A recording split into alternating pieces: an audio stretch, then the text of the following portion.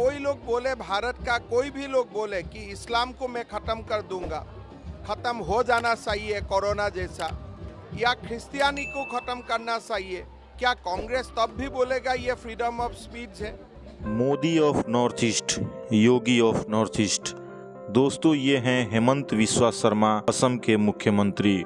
साल 2014 में जब बीजेपी ने केंद्र में सत्ता संभाली तो उस वक्त नॉर्थ ईस्ट के किसी भी राज्य में बीजेपी की सरकार नहीं थी। आज नॉर्थ ईस्ट के सभी राज्यों में बीजेपी और उसके सहयोगी दलों का सरकार है। 4 राज्यों में भारतीय जनता पार्टी का मुख्यमंत्री है और बाकी 4 में NEDA यानी नॉर्थ ईस्ट डेमोक्रेटिक अलायंस के सरकार है। इसके अलावा 2014 में इस क्षेत्र में भारतीय जनता पार्टी के 25 में से मात्र 8 लोकसभा सीटें जीत पाई थी। आज उसके अपने 14 एवं NEDA के 18 सांसद है। नॉर्थ ईस्ट में भारतीय जनता पार्टी के सूर्योदय में मदद करने वाले और विभिन्न गठबंधनों को एक साथ लाने वाले एक व्यक्ति जिनका महत्वपूर्ण योगदान है और उनका नाम है हेमंत बिस्वा शर्मा। दोस्तों, इस वीडियो में आपको हेमंत बिस्वा शर्मा के जीवनी के बारे में बताएंगे। चैनल पर नए हैं तो चैनल को सब्सक्राइब कर लें। हेमंत बिस्वा शर्मा असम के मुख्यमंत्री एवं भारतीय जनता पार्टी के एक बड़े नेता हैं, लेकिन उनको असम ही नहीं बल्कि पूर्वोत्तर राज्यों का भारतीय जनता पार्टी का चाणक्य कहा जाता है। प्रधानमंत्री नरेंद्र मोदी के कांग्रेस मुक्त भारत अभियान के तहत पूर्वोत्तर की जिम्मेदारी हेमंत बिस्वा शर्मा को ही दी गई है। हेमंत बिस्वा शर्मा को पूर्वोत्तर का अमित शाह भी कहा जाता है। उत्तर पूर्व में आजकल देखा जाए तो सबसे चर्चित एवं लोकप्रिय चेहरा हेमंत बिस्वा शर्मा ही हैं। एक विनम्र परिवार से आने वाले 52 साल के हेमंत बिस्वा शर्मा का जन्म 1 जनवरी 1969 में उलूबारी, गुवाहाटी में हुआ था। वो एक असमिया बामुल परिवार से ताल्लुक रखते हैं। उनके पिता कैलाश नाथ शर्मा एक प्रसिद्ध कवि एवं लेखक हैं और माता मृणालिनी देवी साहित्य सभा से जुड़ी हुई हैं। उनके परिवार में किसी का भी राजनीति से लेना देना नहीं रहा है। हेमंत बिस्वा शर्मा ने अपनी शुरुआती पढ़ाई गुवाहाटी के कामरूप एकेडमी से की थी। साल 1979-80 के दौर में असम आंदोलन अपने चरम पर था। जब स्कूल में पढ़ाई कर रहे थे तो उस दौरान असम में अवैध बांग्लादेशियों के खिलाफ आसू यानी ऑल असम स्टूडेंट यूनियन के नेतृत्व में असम आंदोलन की शुरुआत हुई। इस तरह वे छात्र राजनीति के तरफ आकर्षित हुए। इसी दौरान इनका मुलाकात प्रफुल्ल कुमार एवं भृगु फुकर से हुआ। ये दोनों असम में चल रहे घुसपैठ आंदोलन के मुख्य नेता थे। 10 साल की उम्र में हेमंत बिस्वा शर्मा इनके साथ जुड़ गए और इस वजह से उस समय हेमंत को विस्मय बालक के नाम से जाना गया। आंदोलन के समय हेमंत बिस्वा शर्मा ने हर साल प्रेस एवं सामग्री का कार्य करते थे। कुछ साल बाद आसू ने उन्हें गुवाहाटी इकाई का महासचिव बना दिया। हेमंत ने ग्रेजुएशन के लिए कॉटन कॉलेज गुवाहाटी में दाखिला लिया। आज तक के इतिहास में 15 में से 7 असम के मुख्यमंत्री इसी कॉलेज से आए हैं।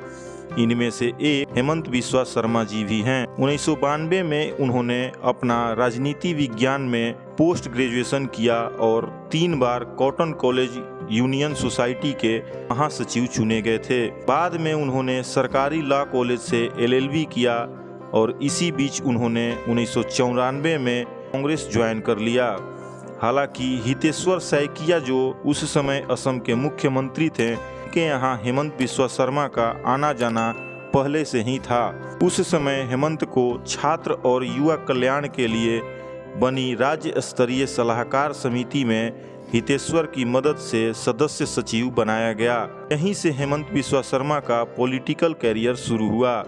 उनकी सक्रियता एवं कर्मठता को रखने के बाद कांग्रेस ने 1996 में हेमंत बिस्वा शर्मा को जालुकवाड़ी विधानसभा क्षेत्र से खड़ा किया, लेकिन उनके सामने असम गण परिषद के कद्दावर नेता भृगु फुकर थे, वही जिनके साथ आसू में हेमंत बिस्वा शर्मा साथ रहे थे। इस चुनाव में हेमंत बिस्वा शर्मा की हार हुई।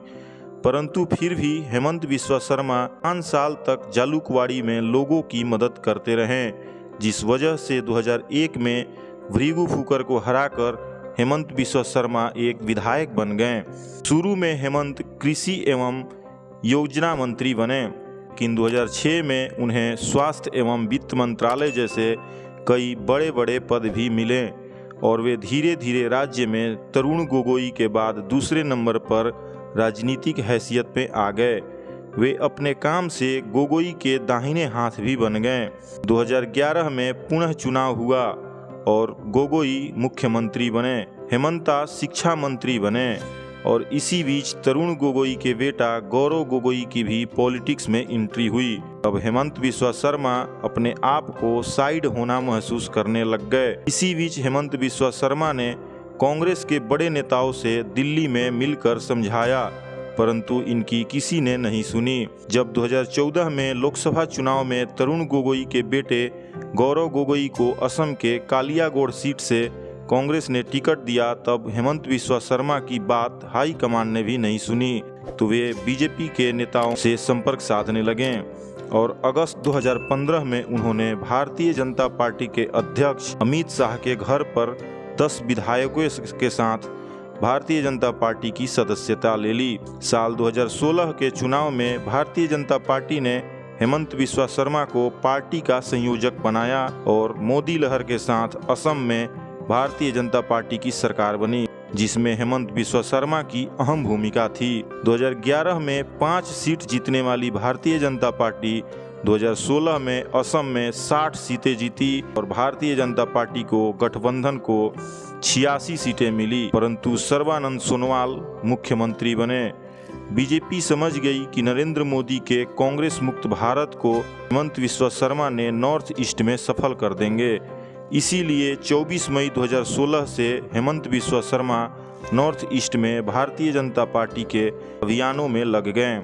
इस समय अरुणाचल प्रदेश में राजनीतिक उथल पुथल चल रही थी। अब हेमंता ने एक ऐसा दांव खेला कि कांग्रेस छोड़कर पीपुल्स पार्टी ऑफ अरुणाचल में शामिल हुए मुख्यमंत्री पेमा खांडू ने 33 विधायकों के साथ भारतीय जनता पार्टी में शामिल हो गए।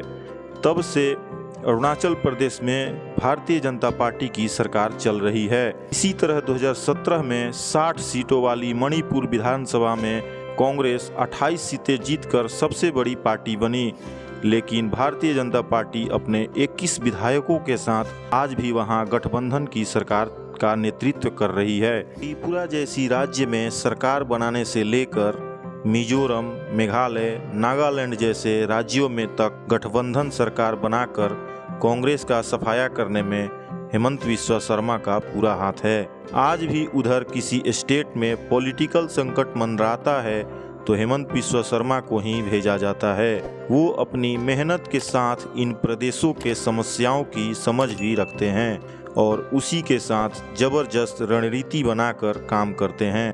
इसीलिए अक्सर उन्हें नॉर्थ ईस्ट का चाणक्य तो बीजेपी का प्रशांत किशोर भी कहा जाता है।